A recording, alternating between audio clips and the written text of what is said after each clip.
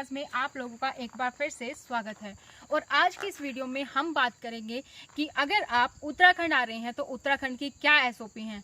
चाहे लॉकडाउन हुआ या अनलॉक हुआ, आपको मेरे चैनल पर सभी गाइडलाइंस टाइम टू टाइम मिले। तो अनलॉक 4 के भी गाइडलाइंस आज की इस वीडियो में हम देखेंगे कि क्या गाइडलाइंस है जो आपको फॉलो करनी है और क्या रूल्स हैं जो आपको उत्तराखंड आने से पहले आपको जान लेने चाहिए। तो कोरोना टाइम पे हम अपने घर पर तो हैं ही, और जब घूमने की बात होती है तो सबसे पहले बात आती है माउंटेन्स की। तो हिमाचल प्रदेश की भी ऑलरेडी हम एसओपी डाल चुके हैं, वो भी आप जाकर चैनल पर विजिट कर सकते हैं। और उत्तराखंड की एसओपी के बारे में आज हम इस वीडियो में डिस्कस करने वाले हैं। तो जो कुछ इंपॉर्टेंट क्वेश्चंस हैं, कुछ 8 से 10 क्वेश्चंस हैं जो आप लोगों के सबसे ज़्यादा पूछे जाते हैं, उन्हीं क्वेश्चंस का जवाब इस वीडियो में मैं आपको देने वाली हूँ। सबसे पहले जो हम बात करें तो सबसे पहले आता है कि ई पास जरूरी है कि नहीं। तो अगर आप ई पास आपको ज़रूरी है, रजिस्ट्रेशन आपको करवाना है, तो सबसे पहले है कि अगर आप उत्तराखंड में आ रहे हैं तो आपको ई पास जरूरी है, मैंडेटरी है। आपको देहरादून स्मार्ट सिटी पर रजिस्टर करवा के ही आना पड़ेगा। ये आपका मैंडेटरी स्टेप्स है जो आपको चाहिए। चाहे आप किसी भी स्टेट से आ रहे हैं, चाहे आप इंटर स्टेट में जा रहे हैं, यानी कि एक डिस्ट्रिक्ट से दूसरे डिस्ट्रिक्ट जा रहे हैं, तो भी आपको रजिस्ट्रेशन करवाना अनिवार्य है। सेकंड नंबर पे है आपकी कोविड-19 रिपोर्ट, आपको चाहिए कि नहीं चाहिए। तो कोविड-19 रिपोर्ट की अगर हम बात करें, अगर आपको 4 धाम की यात्रा करनी है, जैसे आपको बद्रीनाथ जाना है, केदारनाथ जाना है, तो आपको कोविड-19 रिपोर्ट आपके पास होनी चाहिए। कोविड-19 रिपोर्ट की जो वैलिडिटी है वो आपकी 96 आवर्स की होनी चाहिए, यानी कि आपने 4 दिन के अंदर ही अपना कोविड टेस्ट करवाया हो तो वो आपका जो है मान्य होगा।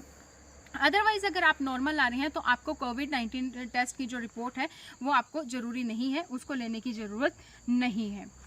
थर्ड जो क्वेश्चन है वो ये है कि होटल और रेस्टोरेंट क्या ओपन हो चुके हैं।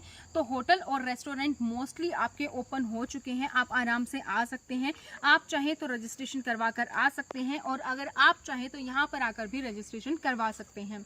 अब बात आती है कि जब आप फॉर्म फिल करेंगे तो वहाँ पर होटल की डिटेल आपसे पूछी जाती है। तो वो स्पेशली उन लोगों के लिए है जो लोग स्पेशली टूरिस्ट प्लेस हैं और उनके यहाँ पर कोई भी रहने का प्रबंध नहीं है। तो अगर आपका होम है तो आप फैमिली और पर्सनल विजिट फॉर्म में फिल करेंगे और वहाँ पर अपने घर का एड्रेस फिल कर सकते हैं।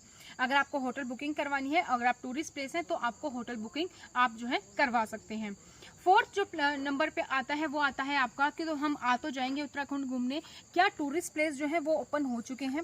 तो टूरिस्ट प्लेस की अगर हम बात करें तो मोस्टली टूरिस्ट प्लेस उत्तराखंड में आपके ओपन है, कंटेनमेंट जोन को छोड़कर। और उत्तराखंड में जो आपकी रिलीजियस प्लेस है, यानी कि जहाँ पर बात आती है आपकी देवभूमि यानी कि मंदिरों की, वो आपके थोड़े से रेस्ट्रिक्टेड हैं, कुछ मंदिर अभी ओपन नहीं है। तो ये बात आपको ध्यान में रखनी पड़ेगी। उसके बाद आता है कि यार 2000 की लिमिट थी पर्सनल विजिट पे, जो हमेशा लिमिट क्रॉस हो जाती थी और उसके बाद आप रजिस्टर नहीं कर पाते थे, क्या वो लिमिट अब भी है?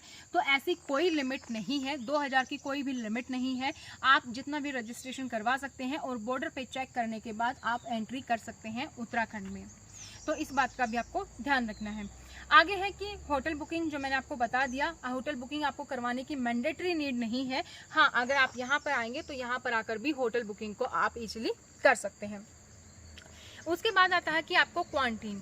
तो हाईलोड सिटी एज इट इज़ है उत्तराखंड की, लिस्ट आप चेक कर सकते हैं जो अनलॉक 4 की गाइडलाइंस आई है उसमें जो भी सिटीज़ हैं, अगर आप हाईलोड सिटी से आते हैं तो क्वारंटीन के जो रूल हैं वो सेम है आपको 7 दिन के लिए इंस्टीट्यूशनल क्वारंटीन दिया जाएगा और उसके बाद आपको 7 दिन के लिए आपका होम क्वारंटीन दिया जाएगा। अगर आप हाईलोड सिटी से नहीं है, नॉर्मल सिटी से हैं, तो आपको जो है क्वारंटीन 14 दिन का होगा। तो क्या ये क्वारंटीन सबके लिए मैंडेटरी है, सबको क्वारंटाइन किया जाएगा? तो नहीं, ये बिल्कुल भी नहीं है, सबको क्वारंटाइन नहीं किया जाएगा। सिर्फ उन लोगों को क्वारंटाइन किया जाएगा जिनमें कोरोना के सिम्टम हैं या आप अपनी कोरोना की रिपोर्ट नहीं लेकर आते हैं इस तरीके से, जिसमें कोई सिम्टम दिखते हैं तो बात होगी ये। अगर आपके पास कोविड-19 की रिपोर्ट है या आप में कोई सिम्टम नहीं है तो आपको क्वारंटीन नहीं किया जाएगा, ये भी क्लियर है। उसके बाद आते हैं कि अगर आप में कोई कोरोना सिम्टम है और अगर आप होम आइसोलेशन में जाते हैं तो होम आइसोलेशन का फॉर्म ऑलरेडी उत्तराखंड की गवर्नमेंट की वेबसाइट पर आ चुका है, वो आप फिल कर सकते हैं। उसके लिए आपको कुछ नियम हैं, कुछ रेगुलेशंस हैं जो आपको गवर्नमेंट बताएगी, वो आपको फॉलो करने ही होंगे। इसके साथ साथ भी आपकी कुछ बातें हैं, उसमें सबसे पहला पॉइंट है कि आपके घर में एक एक्स्ट्रा टॉयलेट, वॉशरूम, बाथरूम होगा जो ओनली आप यूज़ करेंगे, जिसमें कि कोविड-19 के सिम्टम है, कोई और उसको यूज़ नहीं करेगा, वो मैंडेटरी है। सेकेंड नंबर पे बात आती है तो ये है कि आपके सेवा में कोई ना कोई फैमिली सदस्य एक मेंबर होगा जो आपको 24/7 आपकी देखभाल करेगा। अगर आपके अंदर कोई भी सिम्टम आते हैं कोरोना के, आपको कोल्ड होता है, आपको फीवर होता है, इस तरीके का कोई भी अगर आप में सिम्टम आता है, तो आप जो है संबंधित पुलिस, जो भी संबंधित पर्सन है, कंसर्न पर्सन है, उसको आप इन्फॉर्म करेंगे। जब आप आइसोलेशन का फॉर्म देखेंगे तो उसमें 4 लोग हैं जिनका नाम है और एक ईमेल आईडी है, तो वहां पे आपको कांटेक्ट करना होगा। इसके साथ आपको कि आरोग्य सेतु ऐप आपके मोबाइल में डाउनलोड करनी है, चाहे आप होम आइसोलेशन में हैं या फिर आप विजिट करें उत्तराखंड, तो भी आपको आरोग्य सेतु ऐप आपके मोबाइल में आपको डाउनलोड करनी है, ये भी मैंडेटरी है। अब बात करते हैं कि आपको जो आना है वो आप अपने पर्सनल व्हीकल से आ सकते हैं, 2 व्हीलर, 4 व्हीलर, कैब, टैक्सी, इस तरीके से, क्योंकि अभी उत्तराखंड में इंटरस्टेट बस चालू नहीं हुई है। कुछ बसेस हैं जैसे कि किसी रूट पे फिक्स हो सकती हैं कि मॉर्निंग में इतने ही बजे ही जाएंगी। जो रेगुलर इंटरस्टेट बस है वो अभी ऑन नहीं हुई है, वो अभी चालू नहीं हुई है, तो इस बात का आपको ध्यान रखना है। अब बात करते हैं क्या उत्तराखंड में आना सेफ है। केसेस हम सुन ही रहे हैं कि देहरादून में भी या और सिटीज़ में भी आ रहे हैं, बारिश है और आपका जो है मानसून है लगभग जा ही चुका है, लेकिन पहाड़ों के जो आप रास्ते देखते हैं कि आज इधर से भूस्खलन हो गया और जो है रास्ता ब्लॉक है, क्या इन सब चीज़ों में सेफ है? तो पॉइंट टू पॉइंट इसकी भी बातें करते हैं। तो मानसून लगभग आपका जा चुका है, तो बारिश का मौसम जो था वो अभी जा चुका है, तो जो पहाड़ के थोड़ा सा भूस्खलन होने के इस तरीके के चांसेस बहुत ही कम हैं, तो वो अब चांसेस अब लगभग ना के बराबर हैं, तो आप आराम से आ सकते हैं। जैसे कि आपको मसूरी वाला रास्ता था, ब्लॉक हो गया था, या कोई भी धार्मिक प्लेस वाले, तो वो वाले भी अभी अनब्लॉक हो चुके हैं, तो आप आराम से इजीली आ सकते हैं उत्तराखंड में। ध्यान से आपको ड्राइविंग करने की ज़रूरत होगी, वो हमेशा होती है, चाहे कोई प्रॉब्लम हो, मानसून हो या ना हो, माउंटेन्स में आपको थोड़ा सा ध्यान से जो है ड्राइविंग करने की ज़रूरत होती ही है। तो केसेस को लेकर बस आपको अपना ध्यान रखना है दोस्तों। मास्क आपको लगाना है, सैनिटाइजर आपको यूज़ करना है और आपकी सोशल डिस्टेंसिंग आपको मेंटेन करनी है।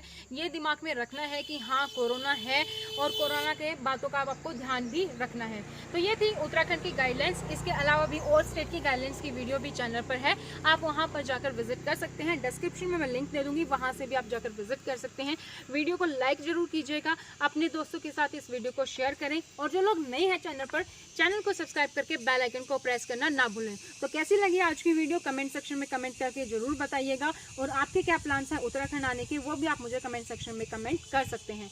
आज की वीडियो में इतना ही, मिलते हैं नेक्स्ट वीडियो में नए टॉपिक के साथ। तब तक thank you so much, bye bye, take care.